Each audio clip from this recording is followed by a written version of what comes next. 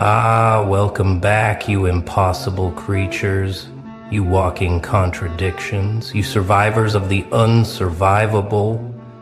Yeah, I'm talking to you, the one who's sitting there right now, pretending like everything's normal, acting like you didn't just casually absorb enough trauma to collapse 3 generations, acting like you didn't walk through fire that erased entire family trees and came out the other side asking, "What's for dinner?" Do you even comprehend what you are at this point? Because I don't think you do. I don't think you've stopped long enough to realize that the amount of pain you've processed, the level of chaos you've metabolized, the sheer psychological weight you've been carrying, it would have annihilated bloodlines. Not just people, not just individuals. Entire genetic sequences would have stopped. Ancestral lines would have ended. Legacies would have been buried. And you're just here, scrolling, breathing, existing, like it's nothing. Let me paint you a picture of what should have happened. That betrayal, the one that felt like your chest was being torn open from the inside, that should have been your ending. That loss, the one that made you question if anything in this world was real, that should have been the final chapter. That abandonment, the kind that leaves you staring at walls at 4 a.m. wondering if you ever mattered to anyone, that should have been the moment you gave up. But here's the thing. You didn't break. You didn't shatter. You didn't dissolve into the void like you were supposed to. You absorbed it. All of it. Every ounce of poison, every drop of venom, every whispered lie, every silent betrayal, every moment of isolation that should have killed you, you swallowed it whole and kept walking. Do you understand how unnatural that is? Do you understand that you're functioning at a level of survival that shouldn't be possible? They don't teach this in therapy. They don't talk about this in motivational speeches. They don't have a category for people like you because you broke the scale. You survived conditions that researchers would label as incompatible with human functioning. The amount of stress you've been under, the level of emotional devastation you've endured, the psychological warfare you've navigated, it exceeds the thresholds. You should be in textbooks as a case study in impossibility. But instead, you're here. And you're not screaming. You're not burning everything down. You're not collapsing. You're just existing, quietly, calmly, with this eerie stillness that makes people uncomfortable because they can feel it. They can feel that you've been somewhere they'll never go. They can sense that you've touched something most people only experience in nightmares. And you came back. And that's what scares them. Let me tell you what really happened while everyone else was breaking at minor inconveniences, getting therapy for surface-level wounds, posting their carefully curated struggles for sympathy. You were dying and resurrecting in silence. You were going through transformations that should have required decades of healing, multiple interventions, endless support systems. But you had none of that. You had you. Just you. Alone in the dark. Processing horrors that would have sent others into permanent shutdown, and somehow you metabolized it. You turned suffering into something else. Not wisdom, not enlightenment. Something darker, something more dangerous. You turned your pain into a frequency that only certain people can hear. And those who hear it, they either run or they kneel. There's no in between anymore. Here's what they'll never tell you. That pain you absorbed, it didn't just disappear. It didn't just fade away like they promised it would. It became part of your architecture. It restructured your nervous system. It rewired your perception. It created new pathways in your consciousness that weren't there before. You're not the same species you were before all this. You're something else now, something that looks human, but operates on a completely different frequency. You walk into rooms and the energy shifts. People who've never met you feel like they need to explain themselves.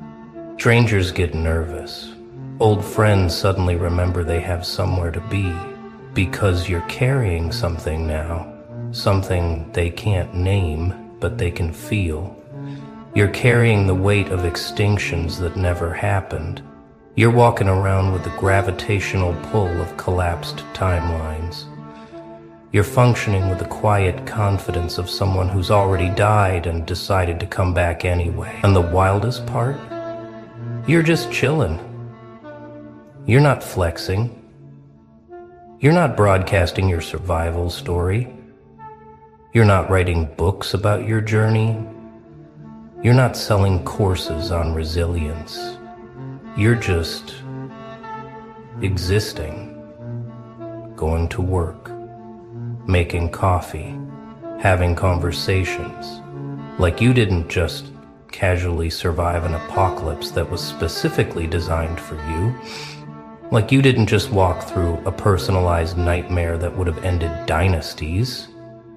They look at you and they think you're normal. They think you're fine. They think you're just another person navigating life. They have no idea. They have no idea that you're operating on reserves that shouldn't exist. They don't know that you're running on fuel sources that science hasn't discovered yet. They can't comprehend that you've tapped into survival mechanisms that most humans never access. And you let them think that. You let them believe you're just like them. Because explaining what you become would require a language that hasn't been invented yet. You want to know what happened to the others who went through what you went through? They're not here. Some are medicated into oblivion. Some are in facilities. Some disappeared into addictions that never ended. Some are still in therapy trying to process year 1, while you're out here on year 5 just living. Some gave up. Some are still giving up. And that's not a judgment. That's just the reality. What you survived wasn't meant to be survived. The probability of you making it through intact was essentially 0. But you did it anyway. Not because you're special. Not because you're chosen. But because something inside you refused to give them the satisfaction. Something inside you looked at the abyss and said, "Not today." Something inside you decided that if you were going to go through this nightmare, you were going to come out the other side as something they couldn't define. Let's talk about what they expected to happen. They expected you to crumble.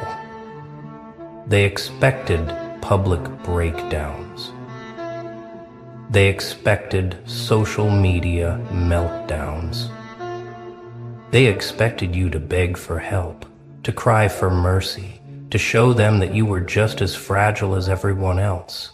They wanted to see you broken because it would validate their own weakness. They wanted to watch you fail because it would justify their own limitations. They were waiting for the moment you'd crack, the moment you'd prove that no one can really survive that level of pain. But that moment never came. They burned, they burned, they burned, and they burned, and they burned. You just kept walking, you just kept processing, you just kept transmuting poison into whatever the hell you needed to keep existing. And every day you didn't break was another day they had to face the uncomfortable truth that some people are just built different. Some people metabolize darkness like it's oxygen. Some people turn devastation into fuel, and you're one of them. Now we need to address what's really going on. You're not healing. Let's be clear about that. You didn't heal. Healing is what happens when you recover and go back to who you were before. You didn't do that. You can't do that. Because who you were before doesn't exist anymore. That version of you died multiple times. You buried them. You mourned them. You said goodbye. What you did was something else entirely. You evolved under pressure that should have killed you. You adapted to conditions that weren't compatible with human consciousness. You became something new, not better, not worse, just different. Fundamentally, irreversibly different. You're operating with a nervous system that's been through extinction-level events and came out functional. You're walking around with emotional architecture that was rebuilt in the dark with no instructions. You're existing with a psychological framework that was forged in temperatures that melt normal people. And somehow, you're stable. Not perfect, not undamaged, but stable in a way that shouldn't be possible. Here's what makes you dangerous now. You don't react anymore. That's the part that unnerves people. They throw their usual manipulation tactics and you just look at them. They try their guilt trips and you don't flinch. They attempt their emotional blackmail and you remain unmoved because you've been to places they'll never see. You've survived conversations with your own darkness that would shatter their entire worldview. You've sat in silence so heavy it had gravity, and you came out of it coherent. So when they try their little games, their petty dramas, their manufactured crises, you just observe, you watch, you process, and you make decisions from a place they can't access, because you're not operating from hope or fear anymore. You're operating from something colder, something clearer, something that was tempered in fires they'll never know. And that makes you unpredictable. That makes you uncontrollable. That makes you free. Let me tell you what's really happening in your presence now. People feel judged, even when you're not judging them. They feel exposed, even when you're not looking at them. They feel uncomfortable, even when you're being perfectly pleasant. Why? Because you're walking proof that their excuses are just that, excuses. You're living evidence that survival is possible, even when it shouldn't be. You're breathing confirmation that the human spirit can endure things they've convinced themselves are insurmountable. Your mere existence is an indictment of their weakness, and they hate you for it. Not openly, they won't say it, but they do. They hate that you're still standing. They hate that you're not a cautionary tale. They hate that you absorbed nuclear-level devastation and came out functional, because it means they could have too. It means their breakdowns were choices. It means their surrender was optional, and they can't face that. So they avoid you, they ghost you, they keep you at arm's length. Not because you're difficult, but because you're a mirror. And they don't like what they see in that reflection. To be lonely, because that's the price, isn't it? You survived what would have erased bloodlines, but you survived it alone. You walked through that fire without a guide, without support, without anyone who can understand what you were experiencing. And even now, even after you've made it through, you're still alone. Because how do you connect with people who live on the surface when you've been to the depths?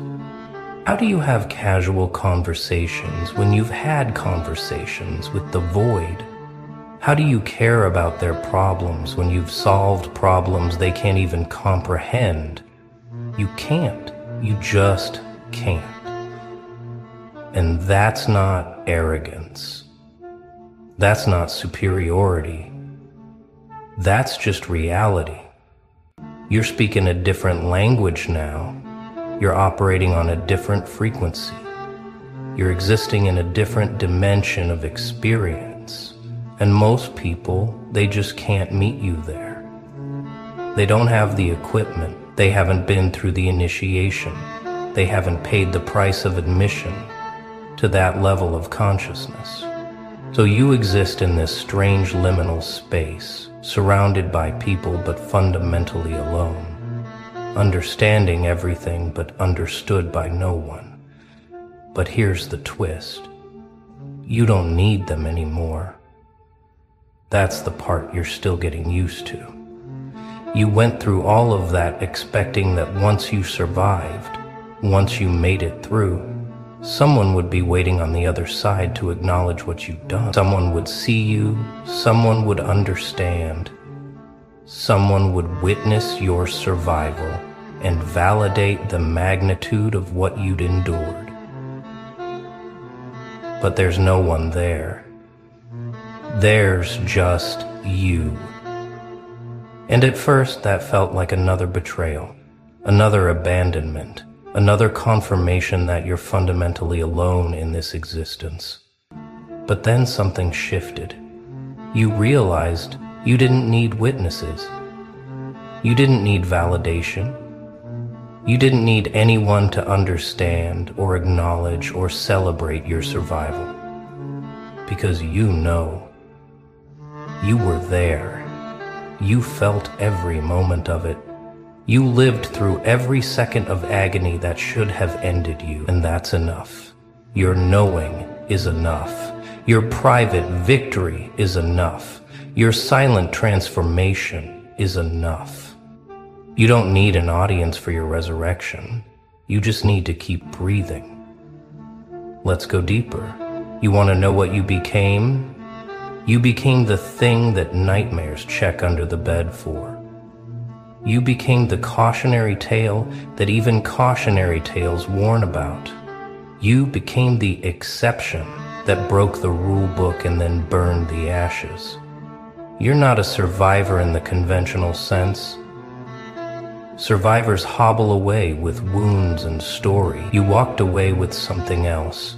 You walked away with a capacity for endurance that borders on the supernatural. You walked away with an ability to metabolize darkness that shouldn't be biologically possible. You walked away with a nervous system that can process chaos like it's background noise. You're not traumatized in the way they understand trauma. You're transformed. You're the human equivalent of a material that was subjected to pressures that should have destroyed it, but instead created something with properties that didn't exist before. You're the psychological equivalent of a diamond formed under conditions that erase everything else. And now you're just here, existing, with capabilities you don't fully understand and powers you haven't fully tested. Here's what they'll never admit. They're studying you, not openly, not officially, but they're watching. Your old friends, they check your social media more than they'd ever confess. Your family, they talk about you in private conversations, trying to figure out what happened, what changed, what you became. Your enemies, oh, they're obsessed. They refresh your pages. They ask mutual friends about you. They construct entire narratives trying to explain how you're still standing when they were certain you'd fall. Because your survival doesn't make sense to them. It violates their understanding of cause and effect. It breaks their models of human limitation. You should be bitter. You should be angry. You should be visibly damaged. But you're not. You're something else.